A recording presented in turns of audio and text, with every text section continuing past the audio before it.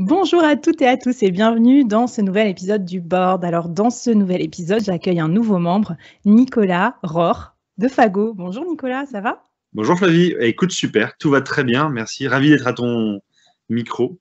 Voilà. Eh bien, super, ravi également. Alors ceux qui nous écoutent ne voient pas le décor, mais je vous conseille d'aller voir sur YouTube parce que c'est génial. Nous sommes dans le showroom de Fago. Et on voit dans le fond d'écran, en fait, qu'il y a un vrai fond d'écran de Nicolas, toute la collection de, comment on dit, alors de sneakers, de baskets, enfin je sais pas, c'est quoi le nom fashion pour décrire ta nouvelle collection derrière? Les deux marchent très bien, ce que tu as dit. Ok, super. Alors Nicolas, je suis hyper contente de t'avoir à mon micro. Ça fait longtemps en plus qu'on voulait s'appeler, mais il s'est passé plein de rebondissements entre-temps, entre le Covid, la fermeture des magasins et tout. Et d'ailleurs, on va en parler, comment on s'adapte quand on est une marque comme toi de mode. Fago, c'est une super marque de mode à la française. Une marque très engagée aussi, une marque que tu as créée en 2008. Et c'est une marque esprit start-up. Donc, toi, tu es le cofondateur de cette marque, c'est ça? Exactement, ouais, j'ai créé cette marque avec un copain en 2008 sur les bancs de l'école. Génial. Ben, je suis toujours hyper fière et hyper, même aussi intimidée d'accueillir des gens comme toi à mon micro parce que je me dis, voilà, d'avoir eu l'esprit d'entreprendre sur les bancs de l'école, etc., de se lancer dans un univers qui a l'air comme ça, pas super accessible, hein, en plus celui de la mode, et en plus d'en faire une entreprise super engagée. C'est ce dont on va parler. Ben, je suis hyper fière et j'ai hâte que tu nous fasses découvrir. Donc, pour celles et ceux qui nous écoutent, on va parler de quoi pendant cet épisode? On va parler évidemment de ce que c'est de lancer sa marque, on va parler de mode, mais bon, pas que sous l'aspect fashion, on va surtout parler de l'aspect business, on va parler de ta vie de dirigeant et on va parler de l'entreprise à mission. Donc en fait, même si vous n'êtes pas dans la mode, même si vous bossez dans un tout autre secteur, écoutez-nous parce que là, ce que Nicolas a à vous dire, ça va vous secouer et en même temps, ça va être vraiment intéressant et challenging aussi en tant que dirigeant ou en tant que même salarié ou entrepreneur. Voilà, j'ai fait un petit teasing, maintenant je respire quand même, Nicolas. Est-ce que tu peux nous parler un peu de toi et nous dire ce qui t'amène, ce qui t'a amené à créer cette marque, nous raconter un peu ton parcours? Yes, absolument. Alors, ceux qui regarderont YouTube verront que j'ai baillé une ou deux fois, mais alors c'est pas par ennui, c'est justement par relaxation. Parce que je trouve que les podcasts, ça relaxe. Alors moi, quand j'en écoute, ça me détend, et du coup, là, d'entendre ta voix, Flavie, ça me détend aussi, ça fait du bien. C'est un peu le bénéfice de la radio, je trouve, qu'on retrouve dans les podcasts. Alors, bon, pour parler de se présenter, Nicolas, moi j'ai 34 ans. J'ai créé donc Fago sur les bancs de l'école, donc en 2008 avec mon associé Frédéric. On s'est connus voilà, à l'école, et tous les deux, on était mus par une envie d'entreprendre, d'avoir un projet de A à Z. Mais on ne connaissait pas le mot entrepreneur, on ne connaissait pas bien le mot monter sa boîte, on voulait juste gérer un projet de A à Z. En fait, on voulait que ce projet, à la fois, il ressemble à ce que l'on avait, enfin, ce que l'on aime nous. Donc là, à l'époque, c'était un peu les baskets, et on avait envie qu'il ressemble à ce que doit être notre génération. Enfin, en tout cas, ce qu'on imagine la génération de ceux qui vont changer les choses. Et donc, une marque la plus respectueuse de l'environnement. Voilà. Et tout ça, ça a mué vers le statut d'entreprise à mission dont on reparlera. Mais bon, quand on reprend tous les débuts, en fait, voilà, on connaissait rien à ce métier, on connaissait pas grand-chose à la RSE, qui est un grand mot, mais voilà, on connaissait pas grand-chose de tout ça. On savait juste que ça pouvait peut-être, il y a peut-être une symbiose entre les deux qui pouvait se passer. Voilà. Et aujourd'hui, du coup, Fago, c'est 90 personnes, dont 30 qui sont ici même au bureau à Nantes, bureaux qui sont tout neufs, hein, parce qu'on est arrivé à Nantes il y a 1 an et demi maintenant. D'accord. Voilà. Et non, ce qui est sympa, c'est qu'en fait, on vit une boîte comme un escalier infini où on monte des marches. La dernière marche, grosse marche qu'on a montée, était ce passage de statut d'entreprise à mission. Mais tu vois, là, on est en train d'aborder une nouvelle marche qui est très importante pour nous, qui est celle du bilan carbone. On calcule tous les 5 ans notre bilan carbone. Et là, on est dans l'année du bilan carbone. C'est une année importante, un peu comme les années électorales. Ah oui, j'allais dire, si tu te fixes des challenges aussi énormes chaque année, vous ne devez pas vous ennuyer, je pense, chez Fago. Ouais. Alors, non, on ne s'ennuie pas, mais justement, et en même temps, nous, on dit que Fago a horreur du vide. Dès qu'il y a du vide, ben, on trouve quelque chose à faire. Mais plus largement, on aime bien progresser sur cette voie-là. Donc on est occupé. Je suis à Nantes. Je suis aussi papa de 2 enfants, voilà, qui sont tout petits, hein, parce qu'ils ont 3 ans et 2 ans. Et ma femme est enceinte de notre 3e. Donc, ce que j'aime souvent dire, c'est que je suis assez heureux parce que j'ai une vie pro et une vie perso assez équilibrée, je trouve, où l'un ne déborde pas trop sur l'autre et que les deux vivent bien ensemble. Enfin, voilà, j'ai donné toute ma vie pour ma boîte et je donne pas toute ma vie pour ma famille non plus. C'est assez équilibré et on s'épanouit assez bien avec mon associé comme ça depuis 12 ans maintenant. Waouh, c'est un vrai couple aussi, 12 ans. Ouais, c'est sûr. J'ai plus vu dans ma vie mon associé que ma femme.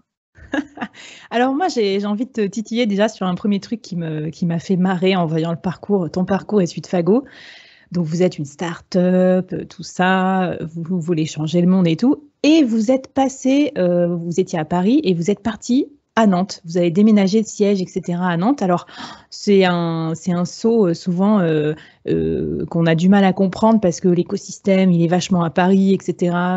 Les gens doivent te dire, mais t'es fou à Nantes, qu'est-ce qu'il y a? Qu'est-ce qui t'a pris d'aller vivre là-bas, d'installer ta boîte là-bas et tout. Alors tu peux m'expliquer ce qui s'est passé pour vous, pourquoi vous avez fait ce choix? Et comment ça se passe à Nantes? Ouais, bah en fait, on savait qu'on allait se confiner, donc du coup, 1 an et demi avant tout ça, on a pris la décision de partir là où on serait bien pendant le confinement.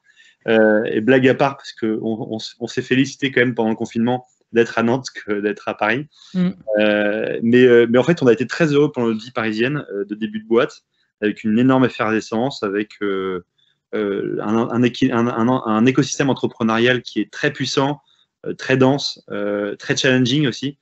On est souvent à côté de beaux succès. Et il y en a aussi en province, évidemment, à Nantes. Mais en tout cas, à Paris, il y a un peu ce côté, je ne sais pas si on peut ressentir ça, mais en général, quand on termine ses études en France, c'est souvent la grande phrase, c'est ah, tu vas faire ton premier boulot à Paris.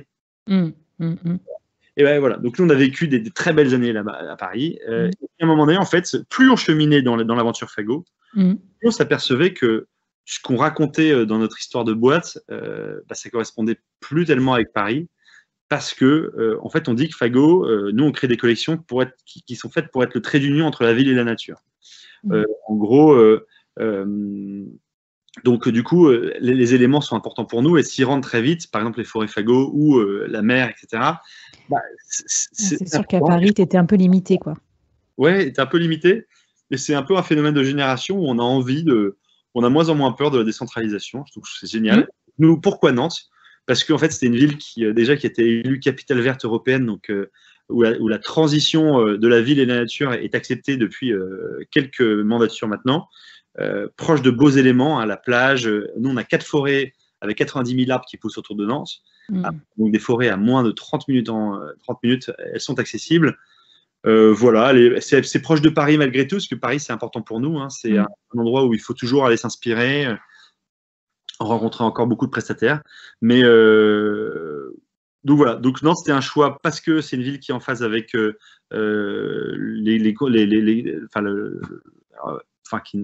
c'est une ville d'avenir sur, je pense, de bien vivre avec la ville et la nature. Ça fit très bien avec votre projet d'entreprise. Mais alors, des fois, parfois, des dirigeants avec qui je discute, ils ont un peu peur de partir de Paris. Oui. Ils me disent, Flavie, tu vois, le problème, c'est que j'ai peur de ne pas attirer les bons talents ou de ne pas avoir les talents disponibles. Parce que Paris, Île-de-France, c'est un gros bassin d'emploi aussi. Tu as réussi quand même à recruter, à avoir les bonnes personnes. Comment ça s'est passé? Tu as raison. C'est la question qu'on pouvait se poser. Et en même temps, il y a une stat, c'est pas moi qui vais la sortir, qui a fait ce sondage, hein, mais qui dit que 80% des Parisiens rêvent de quitter Paris, mais il leur manque une chose, c'est le boulot. Ouais. Donc du coup, en fait, nous, on a plutôt cette chance, c'est que dès qu'on met des postes en recrutement, en fait, on récolte 200, 250, 300 candidats. Donc, en fait, on aide tout, enfin, on sert, enfin, on est un peu la porte de sortie pour certains qui veulent quitter Paris, quoi. On n'a pas trop à se plaindre de ce côté-là. On est très heureux d'ailleurs des gens qu'on a, parce qu'on a recruté à la fois des Nantais, mais aussi des nouveaux Nantais. Et je trouve qu'à Nantes, il y a un état d'esprit d'accueil qui est assez fort. On a été très bien accueillis par la métropole, Nantes Métropole, avec qui on a fait un week-end de 3 jours pour faire découvrir Nantes à toute l'équipe. On a un écosystème entrepreneurial avec beaucoup de belles boîtes, des Rosemood, des Advice, des Kenao, enfin voilà, beaucoup de belles boîtes qui nous ont fait signe. On a bu des verres avec eux. Et en fait, à Nantes, il y a ouais, il y a vraiment, je ne sais plus qui avait dit ça, mais on ne naît pas nantais, on devient nantais en y habitant. Et c'est assez vrai, parce que nous, ça fait 1 an et demi qu'on y est, et finalement, on ne se sent pas du tout mis à l'écart, plutôt bien intégré dans le paysage, des gens très agréables. Donc ça donne envie. Et d'ailleurs, on n'est pas les seuls, hein. Il y a 10 000 nouveaux Nantais par an. Wow. Écoute, on fait un big up à tous les Nantais, les nouveaux, les anciens, tous ceux qui ne sont pas à Nantes, les Parisiens aussi. Nous, on aime tout le monde sur le board. Je sais que vous nous écoutez d'un peu partout. Moi, je suis une Parisienne d'adoption, mais j'ai pas toujours vécu ici, donc j'aime bien les deux. Et en tout cas, c'est motivant. Puis ça veut dire aussi que tu peux faire évoluer voilà, ton équipe, mais aussi peut-être l'endroit où tu es en fonction de tes propres missions d'entreprise. Alors, moi, ce qui m'a interpellée quand on a discuté, Nicolas, c'est vraiment à quel point le fait d'être une entreprise à mission, ça guide tout en ce moment dans votre travail, donc dans votre leadership, dans la construction de vos lignes de produits, etc. Et j'aimerais savoir comment on en arrive de passer à une marque de mode dans le retail, qui a priori est quand même pas un secteur super engagé sur ce point de vue-là, enfin qui en tout cas, peut-être qu'il est engagé, mais il y a beaucoup de choses à faire. On ne pense pas spontanément aux forêts, à la nature et tout ça. À Fago qui aujourd'hui s'engage, là je regardais sur votre site internet, vous parlez des forêts Fago, de 1 700 000 arbres replantés, etc. Alors raconte-nous un peu ce que ça veut dire pour toi l'entreprise à mission et ce que ça implique. Alors, l'entreprise à mission, c'est un statut, donc c'est déjà quelque chose qu'on inscrit dans les statuts. On a inscrit 2 choses, une raison d'être, donc qu'on peut appeler aussi une mission, et des engagements. Alors, nous, notre mission, on la connaît et on l'a mûrie depuis 12 ans maintenant, c'est engager notre génération contre le dérèglement climatique. Boum. En fait, rien que ça. En fait, on se sent tout petit par rapport à notre mission, hein, encore. On chemine, hein, une mission, c'est vraiment un cheminement. Mais malgré tout, en fait, c'est de dire que notre industrie est responsable de beaucoup d'émissions de CO2, mais que malgré tout, on va pas se mettre à vivre à poil. Donc, en réponse à ça, en fait, les marques existeront toujours, on va toujours devoir s'habiller, mais maintenant, il s'agit de s'habiller moins, mais mieux. Fago n'est pas une réponse parfaite au sujet, on est une des réponses et on peaufine des améliorations depuis 12 ans. Et donc, du coup, pour répondre à cette mission, engager notre génération contre le dérèglement climatique, on a pris des engagements. Ces engagements, on en a 5. Et qui nous guident. Et c'est notamment ces engagements qui nous ont guidés aussi un peu à quitter Paris pour être plus en phase avec notre mission, quoi. Mais d'autres entreprises peuvent être très en phase avec une mission à Paris, d'autres en phase avec une mission à Annecy, à Marseille. Enfin voilà. Et alors, c'est pas parce qu'on est le plus en phase pour être avec une mission quelle qu'il soit, quoi. Et donc, alors, pardon, ouais, je te coupe, mais je vais te laisser expliquer, mais que je comprenne bien, et peut-être aussi les dirigeants qui ne sont pas très familiarisés avec ça. Est-ce que tu as d'autres exemples d'entreprises à mission? Et est-ce que l'entreprise à mission, ça peut s'appliquer à tout type d'entreprise? Oui, exactement. Alors, tu as raison, c'est plutôt essayons de l'élargir un peu. Tout le monde peut devenir adopter le statut d'entreprise à mission. On a des marques comme Danone qui l'ont adopté, la Maïf qui l'a adopté, Fago, Nature et Découverte. On va avoir des Danone. On va avoir, donc, il y a une centaine d'entreprises en France. Aux États-Unis, il y a des marques plus connues comme Patagonia qui ont adopté ce statut. Voilà. Donc, en fait, ça touche n'importe quelle entreprise. L'idée, c'est juste de dire que, en fait, on accepte d'être une entreprise rentable, donc une entreprise avec donc ne pas être une ONG. Nous ne sommes pas des ONG ni des associations, nous sommes des entreprises, sauf qu'on vient se mettre un peu entre l'entreprise et l'ONG et l'association. On est là pour, donc on a un produit que l'on vend, la boîte est là pour être rentable, sinon elle n'existerait plus. Et en même temps, on est là pour essayer de faire le bien, pour penser au bien commun. Donc du coup, notre raison d'être, c'est pour ça qu'on dit souvent une raison d'être. Pourquoi est-ce que Fago existe? Eh bien, Fago existe pour engager cette génération contre le dérèglement climatique. Et du coup, ça met des garde-fous sur plein de choses. C'est-à-dire que, par exemple, il serait quand même malvenu que Fago commence à investir dans une société qui va faire des forages de pétrole. En fait, c'est plutôt de dire que tout ce qu'on fait maintenant doit être guidé par notre mission. Donc, oui, ça t'aide aussi à ne pas faire certains mauvais choix juste parce que tu es face à des nécessités économiques ou que sais-je. C'est aussi ce que vous faites, mais ce que vous ne faites pas aussi. Oui, et c'est ça, en fait, c'est ça. Ça nous permet de rester toujours dans une ligne directrice, mais qui est une ligne directrice propre. À savoir que il y a beaucoup de philosophie dans tout ça. C'est-à-dire que engager une génération contre le dérèglement climatique, c'est dire que dans tout ce que je dois faire, je dois évidemment faire en sorte que le dérèglement climatique s'atténue. Donc, du coup, j'ai conscience que chaque chose que je fais a un impact, et c'est pour ça que je prends des engagements, donc des engagements forts qui vont être aussi mis dans les statuts. C'est assez facile de déposer des statuts d'entreprise à mission. Il faut juste aller voir un greffe et enregistrer des choses. En revanche, ce qui est plus compliqué, c'est de trouver sa raison d'être. Et il faut alors, je te coupe 2 secondes parce que j'ai enregistré un épisode hyper intéressant que je vous conseille d'écouter du coup pour le board avec Pauline Gandobert qui est spécialiste en raison d'être et qui nous expliquait ça. Et tu as raison de le dire, il faut trouver sa raison d'être vraiment spécifique à son activité. Et les trucs un peu bullshit du style faire le meilleur pour nos clients ou pas assez spécifique et tout, ça marchera pas. Il faut que tout le monde s'y retrouve, tes employés aussi, tes clients. Alors, je sais pas si toi, tu as des méthodes aussi que tu as employées en tant que dirigeant pour mobiliser toute ton équipe vers cette raison d'être, parce que peut-être que ça ne s'est pas passé complètement sans heurts non plus avec tes collaborateurs.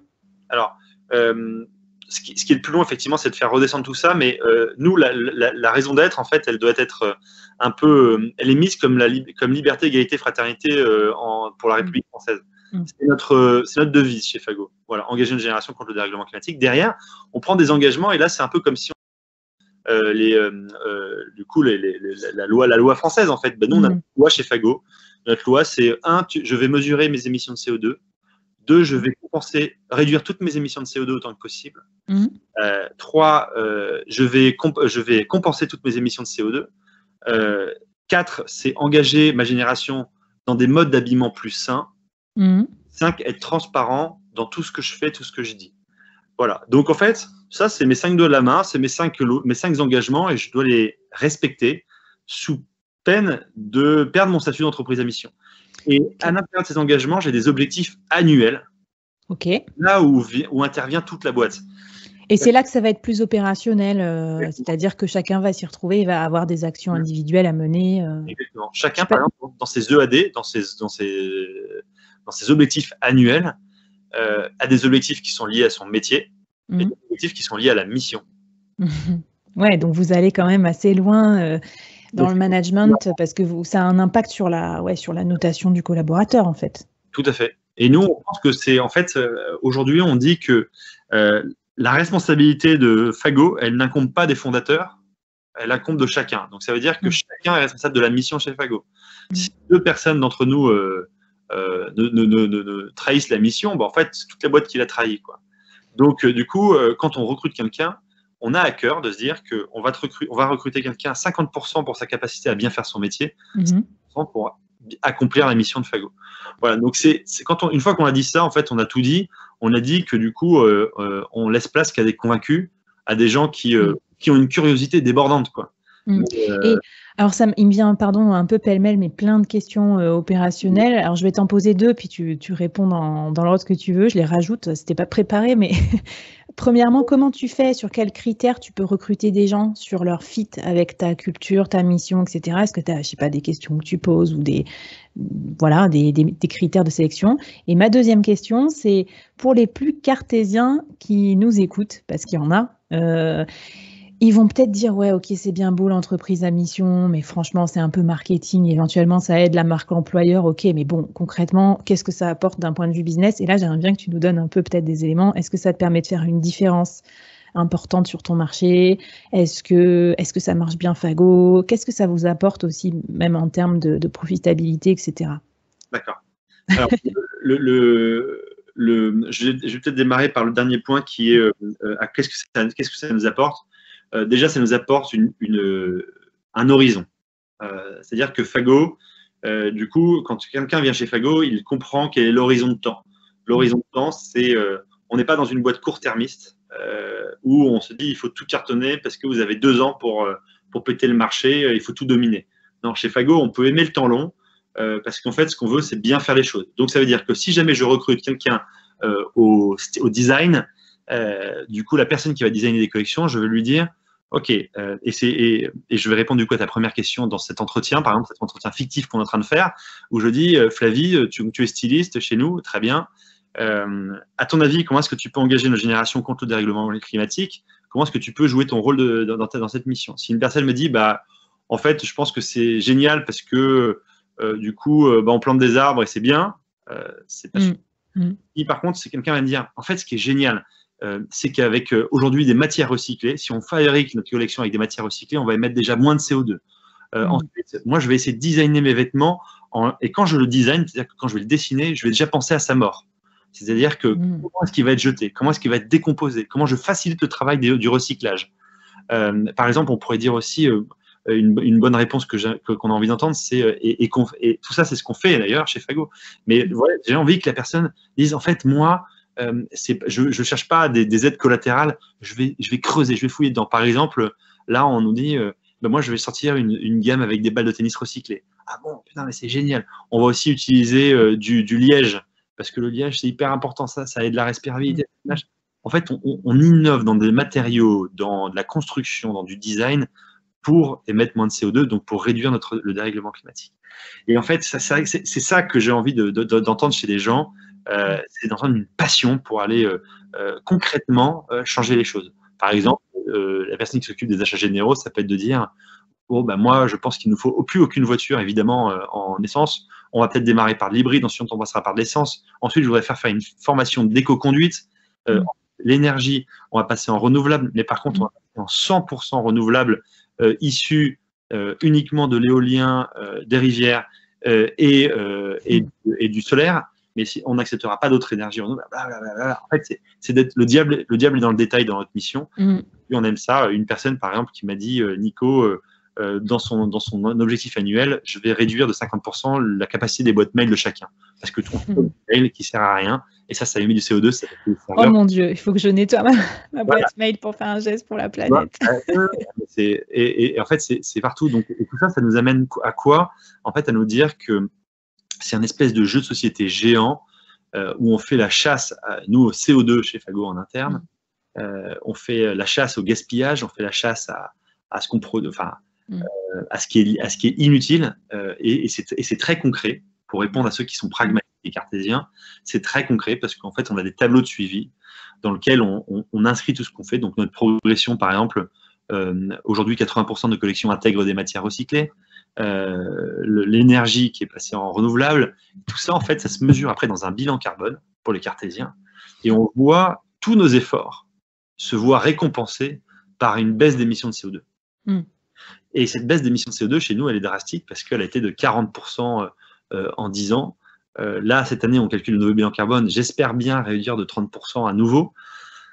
Donc, pour les cartésiens, c'est hyper satisfaisant parce qu'en fait, il y a de quoi le vérifier. Donc, un exemple très concret. Une paire de fagots émettait 9 kg de CO2 en 2009. Elle en émet plus que 6 kg en 2015. Et elle en émettra 4 l'année prochaine. Et tout ça parce qu'en fait, j'ai calculé le transport, la fabrication, les matières premières, l'ordinateur de celui qui a le voyage, etc. Tout a été calculé dans un bilan carbone. Donc, ça veut dire que quelque part, c'est autant d'économies que tu réalises sur tes coûts logistiques et autres? Non, pas nécessairement, parce que par exemple, l'ensemble de nos paires venaient par exemple, nos articles venaient par bateau. Évidemment, on bannit l'avion pour le transport chez Fago, mais voilà, venez par bateau. Et aujourd'hui, on a trouvé quelque chose de moins émetteur que le bateau, qui est le train. Et le train, donc, coûte quand même beaucoup plus cher coûte quasiment 2 fois plus cher que le bateau. Donc, en fait, c'est pas forcément toute économie de CO2 n'est pas une économie financière. D'accord. Mais bon, ça t'aide. De toute façon, je pense que dans le marché dans lequel vous êtes. Par contre, de temps en temps, c'est le cas. Par exemple, il y a des minuteurs dans nos boutiques pour que les lumières s'éteignent dans les réserves, ça me permet de gagner de l'électricité, etc. Les emballages, de réutiliser des emballages. Aujourd'hui, je fabrique des vêtements et toutes nos collections avec des matières recyclées, ça coûte beaucoup plus cher que le fabriquer avec des matières normales. Donc en fait, c'est juste que comment dire, dans notre fonctionnement, en fait, on intègre ces variables d'augmentation de prix. Alors, on a beaucoup pris sur notre marge ces derniers temps, dans ces augmentations-là, mais il n'est pas exclu qu'à un moment donné, on puisse augmenter un petit peu les prix, parce que de dire, tout comme aujourd'hui, en train d'acheter un produit, un fruit bio et un fruit normal, eh bien, absolument. Voilà. C'est sûr. Bon, mais c'est super. En tout cas, merci, merci pour nous, pour la planète et tout. Puis c'est motivant, je trouve que ça va donner envie aux gens de s'y mettre. Et Nicolas, j'ai une question pour toi, pour ceux qui ne sont pas encore engagés dans cette voie. Qu'est-ce qu'on pourrait leur donner, si tu devais leur donner un petit défi, un challenge, un truc qu'ils pourraient actionner comme ça après avoir écouté cet épisode pour commencer à s'engager vers cette voie d'entreprise à mission? Qu'est-ce que tu leur proposes? En fait, je leur propose de regarder déjà leur existence, ce qu'ils font déjà. Parce que souvent, en fait, c'est sous notre nez et on a juste un peu peur de se le dire. Et de répondre à une question, c'est pourquoi est-ce qu'on existe sur Terre? C'est quoi notre rôle? Le rôle de ma boîte sur Terre? Quel est son rôle? Du coup, moi, si je venais juste à dire, mon but, c'est de mettre plein de fringues un maximum de fringues sur le dos des gens, je trouve que je réponds pas bien à ma question, quoi. Mais ça aurait pu être une raison d'être. C'est j'existe pour habiller la Terre entière. Alors, nous, en fait, on existe pour habiller les gens, mais ces gens, on va les engager contre le dérèglement climatique parce que ce qu'ils porteront aura déjà fait une partie du boulot. Et après, libre à chacun de continuer. Et c'est pour ça que nous, on va par exemple plus loin dans notre raison d'être. On essaie aussi de proposer des guides pour mieux laver ses vêtements, des guides pour mieux les entretenir. C'est pour ça qu'on a des corners de seconde main et de réparation dans nos boutiques. En fait, aujourd'hui, c'est presque une nébuleuse qui va plus loin que notre seul métier de fabriquer des vêtements et de les mettre sur le dos des gens, les inciter à mieux réparer leurs vêtements chez eux, de tout ce que moi-même j'ai eu du mal à faire parce que je suis moi-même aussi en cheminement, quoi. Donc, en fait, dans l'entreprise, c'est de dire regarder, dire pourquoi on existe, en fait. Essayer de trouver une raison un peu supérieure que juste la fonction première. Et derrière, en fait, commencer à l'accompagner de plein d'éléments qui font que ça justifie l'existence de mon produit de manière vertueuse, quoi. Comme par exemple la réparation de mes vêtements, le recyclage de mes vêtements, la seconde main, tout ça qui va mettre en lumière. Donc, ça va peut-être même aider les entreprises, tu vois, à trouver des lignes de produits additionnelles, en fait, s'ils creusent un peu leur raison d'être et s'ils s'alignent avec. Et alors, ça m'envoie sur une dernière question concernant Fago. Après, je voulais un peu parler de ta vision de dirigeant, mais comment vous avez fait pour vous réinventer en mode Covid? Parce que quand même, quand tu es une enseigne de retail, vous avez combien de boutiques Fago? 26 boutiques. Ok, ouais. Alors là, vous étiez frappé de plein fouet. Je ne sais pas quand est-ce que je diffuserai l'épisode, mais je pense que ça sera, voilà, c'est quand même quelque chose de marquant. Est-ce que cette entreprise à mission ou pas, ou autre chose, qu'est-ce qui vous a aidé à rester agile, à vous réinventer dans cette période et à maintenir le cap? Alors déjà, il faut nous on fait beaucoup le dos rond, durant cette période. Évidemment, on est comment on fait? En fait, on fait comme tout le monde. Clairement, on ne vend pas ou pas assez, moins qu'avant. Donc, on accumule du stock. C'est un peu le côté dangereux. Et en même temps, évidemment, le côté sanitaire est primordial. Donc, en fait, on ne peut que s'incliner, quoi. Comment on fait? On se fait aider par le PGE. On essaye on vend évidemment très bien sur le web, beaucoup plus, mais ça ne vient pas compenser complètement les magasins. On va mettre en place des solutions de click and collect, des solutions de call and collect où vous pouvez appeler le magasin et du coup le magasin vous conseillera un peu comme un conseiller en ligne. On va mettre aussi un drive en place. Alors ça, c'est un drive aussi sur la seconde main, c'est-à-dire que vous pourrez toujours venir déposer vos vêtements de seconde main Fago que l'on revendra ensuite dans nos boutiques et obtenir un bon d'achat, parce qu'on se dit que le confinement, c'est aussi être beaucoup chez soi. On s'aperçoit que tous les Français, ont un tiers de leur vestiaire qu'ils n'utilisent pas, ils ne portent pas. Donc, c'est une formidable ressource pour nous de dire, en fait, venez le revendre dans les boutiques Fago. Et voilà, favoriser la seconde main, on favorise la réparation. En fait, donc, on est sur plein d'outils, plein d'ateliers, d'éveil, on accepte cette situation. Alors, malgré tout, on n'a qu'une envie, c'est quand même de retourner, que nos boutiques réouvrent. Mais il y a un avantage dans tout ça, c'est que ce confinement, il a dit, et ça, c'est le Parisien, je crois qu'il avait publié, qui disait 77% des Français ont envie de changer leur méthode de consommation. Ouais, donc ça va s'inscrire parfaitement sur votre droite lignée d'entreprise à mission. Consommer moins, mais mieux. En fait, moi, ce que je voudrais, c'est que, ce que j'aimerais, je souhaite, c'est que chaque personne qui vient acheter chez Fago, c'est parce qu'ils en ont vraiment le besoin. Parce qu'ils ont besoin d'un t-shirt, parce qu'ils ont besoin d'un pantalon, d'une paire de baskets. Mais pas nécessairement pour venir saupoudrer un vestiaire déjà trop rempli. Donc, c'est plutôt inciter à une réflexion sur ce sujet, quoi. Voilà. Ok, super. Écoute, on vous souhaite bonne route avec Fago et toutes tes équipes là-dedans. Et puis, on espère que quand même, vous pourrez réouvrir vite votre réseau de boutiques et tout. Moi, je voulais savoir, dans tout ce truc foisonnant que tu fais, donc où tu gères à la fois des équipes, la création d'entreprise, la mission et tout, Sur quelles activités tu te concentres en tant que dirigeant et ce serait quoi tes conseils pour les dirigeants ou les entrepreneurs qui nous écoutent? Sur quoi il faut se concentrer? En fait, il faut se concentrer, je pense, sur un peu ce fronton, cette mission, engager notre génération contre le dérèglement climatique, en gros, et c'est de dire comment est-ce que je la fais redescendre le mieux possible auprès de mes 90 personnes, plus les gens qui travaillent dans les magasins multimarques avec qui Fagoé, plus les journalistes, plus notre communauté. Enfin bon, comment j'arrive à faire redescendre tout ça et donc du coup sélectionner peu de messages et bien les faire redescendre. En fait, c'est se concentrer. Le rôle du dirigeant, c'est d'essayer d'entendre tout ce qui se dit dans sa boîte, de le coupler à sa vision, à sa propre vision, et de le faire redescendre ensuite. Et voilà. Est-ce que tu as des outils de prédilection? Tu parles d'entendre ce qui se passe dans la boîte. Je sais pas, c'est quoi tes outils qui t'accompagnent au quotidien en tant que patron?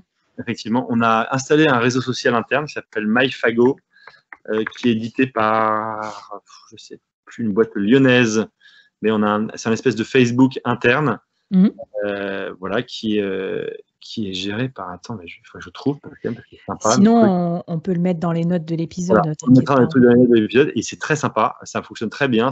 On peut mettre des challenges, etc. Enfin, c'est vraiment bien fait. Tu vois, c'est tellement dédié à Fago que je ne sais même pas qui il est. Je ne me souviens même plus du nom et je ne l'ai même pas marqué. Donc c'est quand même cool. Voilà. Donc c'est un exemple de challenge ou exemple de jeu ou d'animation que tu as mis en place sur ce réseau?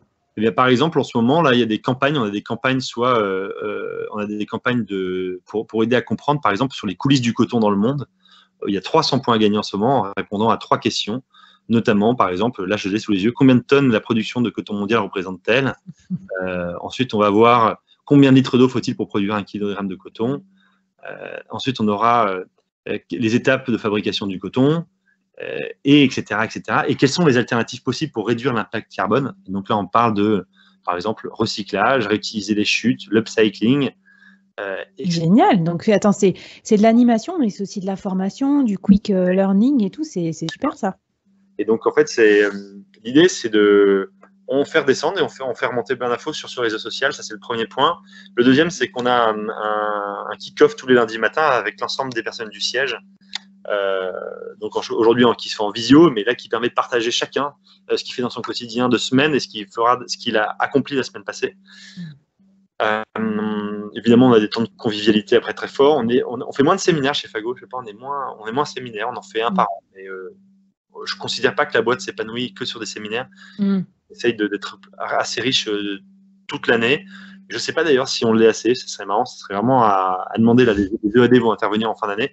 Est-ce que nos équipes ont trouvé que l'on avait suffisamment rythmé leur année? Est-ce qu'on est suffisamment suivi? Je pense que ce serait une bonne question à se poser. Eh bien, écoute, tu sais, comme toutes les personnes qui passent à mon micro, qui se disent « Oh là là, après, je vais avoir des mails, des messages et tout de mes équipes et tout. » Mais voilà, no stress. Et ça te permettra peut-être de… D'ailleurs, j'aimerais bien que… J'adorerais que dans le message de notre réseau social en interne, là, justement, il y ait plein de personnes qui disent « Bah, tu vois, vu que tu en parles… si on pouvait faire ça et ça, ce serait des bonnes idées, quoi. » Et ben voilà, n'hésitez pas à écrire sur les réseaux sociaux internes. Et après, la communauté, parce que nous, on est une communauté de managers, entrepreneurs, etc. Dites-nous aussi vos idées pour mettre un peu de convivialité, un peu de proximité dans ces moments un peu bizarres, parce que c'est quand même pas simple d'avoir des moments de convivialité, même qu'en visio ou quand on est tous en télétravail, quoi. Par exemple, je pense que les moments de construire une boîte et souder une équipe ne se fait pas tout le temps dans la déconne et dans les séminaires, c'est ça que je voulais dire. Et ça se fait aussi beaucoup dans de l'agilité de petits ateliers. Par exemple, on organise 2 fois par an, c'est un ma vie de métier. Tu passes 15 minutes derrière l'ordinateur d'une des personnes de la boîte dont tu ne connais pas le métier, puis tu expliques son métier, puis au bout de 15 minutes, on fait un gong et puis ça intervertit, quoi. C'est cool, ça. Tu commences à faire parler la supply avec la créa, alors que d'habitude, ils ont assez peu de liens, ou la compta avec la communication. Et voilà, et ça permet à chacun de comprendre l'environnement des autres. On a fait aussi récemment un raconte-moi ton parcours. Et donc, on a une personne en stage chez nous qui est passée par 2 boîtes assez sympas avant et nous a expliqué ce qui l'a fait vibrer dans ces autres boîtes, à la fois dans le quotidien de la boîte, à la fois dans les infrastructures. Du coup, pour titiller la curiosité. Donc, ce qu'on aime, c'est avoir des gens curieux, avoir des gens qui sont également créatifs et qui n'ont pas toujours besoin de sortir du bocal pour être épanouis. Et alors, en parlant de curiosité, c'est quoi, toi, tes sources pour rester à la page, pour, je sais pas moi, pour déchaîner ta créativité et tout? Qu'est-ce que tu aimes bien lire, écouter, voir, faire? Alors, j'aime beaucoup écouter les podcasts en ce moment. J'aime bien écouter ton podcast, évidemment.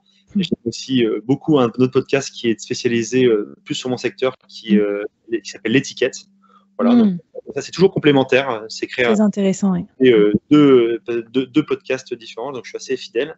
Ensuite, évidemment, qu'est-ce que je fais sinon? J'écoute énormément de podcasts en ce moment dès que je suis dans un trajet. Je trouve que c'est le meilleur format, en fait, parce que ça nous refait rêver, le podcast. C'est vrai, on peut un peu vagabonder, alors que quand on est le nez collé sur un article ou sur une vidéo, c'est pas tout à fait le... En fait, quand j'écoute un podcast, notamment ceux que j'ai pu écouter, je me retrouve à effectivement vagabonder, divaguer, à recréer mes idées, et je ressors enrichi d'un monde que j'ai un peu créé, alors qu'un monde imagé m'a déjà dommaché le travail, et c'est pas bon. C'est génial d'écouter des podcasts, je pense qu'il faut en abuser.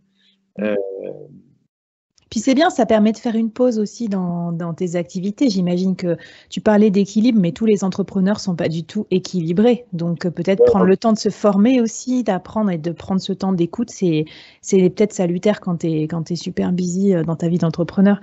Et une question que j'aime bien poser aussi, c'est dans ta carrière, quel est le meilleur conseil et le pire conseil qu'on t'ait donné? Le pire conseil qu'on m'ait toujours donné, c'est de dire n'y va pas parce que on t'attend pas sur ce sujet-là, t'es pas à l'origine, c'est pas toi t'es pas légitime. Une légitimité, personne ne l'a jamais été sur rien, ou en tout cas on l'acquiert. Donc pour moi, on est légitime de tout tant qu'on le tente. Voilà, et on le devient légitime en tout cas. Nous, ça revient à croire aux privilèges et à la transmission de privilèges, et je trouve ça naze. Donc ça, c'est le truc que je n'écoute jamais.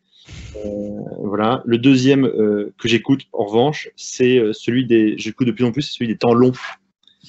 D'arriver à être moins pressé. C'est pour ça peut-être que j'ai dit aujourd'hui, là, j'étais très épanoui dans ma vie, etc.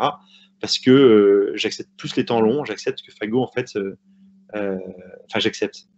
Je suis convaincu aujourd'hui que Fago s'épanouit parce qu'on commence à mettre des temps longs de réflexion sur se dire, avec cette mission et cet horizon de temps qu'on a, et ben en fait, on est serein.